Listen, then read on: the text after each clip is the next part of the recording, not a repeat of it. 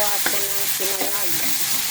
May meatloaf, may itlog, may hotdog. Magsangag ako ng kanin.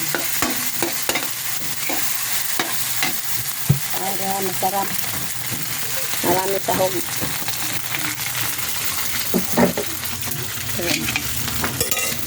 Nalagay ko na yung kanin. Para masarap ang kain ng ating mga palangga.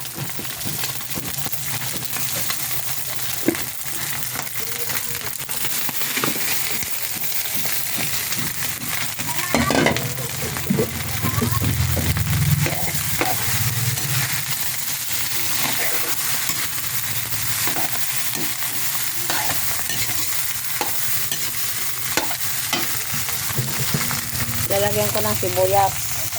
Ayan, pag maluto na. Kakain kami ni Tatay ng sinangag na kanin. Thank you.